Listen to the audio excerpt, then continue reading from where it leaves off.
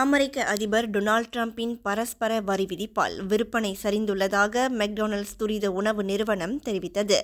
முதல் காலாண்டில் மெக்டொனால்ட்ஸ் துரித உணவு நிறுவனத்தின் லாபம் சரிந்துள்ளதாக குறிப்பிடப்பட்டுள்ளது. அமெரிக்க அதிபரின் வர்த்தக போரால் நடுத்தர, குறைந்த வருமானம் பெறும் வாடிக்கையாளர்களின் எண்ணிக்கை குறைந்துவிட்டதாக மெக்டொனால்ட்ஸ் துரித உணவு நிறுவனம் கூறியது. இருப்பினும் அதிக வருமானம் பெறும் வாடிக்கையாளர்கள் வழக்கம் போல் வந்து செல்கின்றனர்.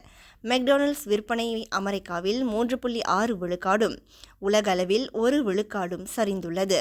மேலும் பிரிட்டனில் விற்பனை வலுவிழந்ததாகவும் ஜப்பான், மத்திய கிழக்கில் விற்பனை நன்றாக இருப்பதாக அந்நிறுவனம் சுட்டிக்காட்டியது. உணவகத்திற்கு செல்வோரின் எண்ணிக்கை குறைந்துவிட்டதாக நிறுவனத்தின் தலைமை நிதி அதிகாரி தெரிவித்தார். கூடுதல் சலுகைகள் வழங்க தற்போது திட்டமிட்டு வருவதாக மெக்டொனால்ட்ஸ் துரித உணவு நிறுவனம் கூறியது.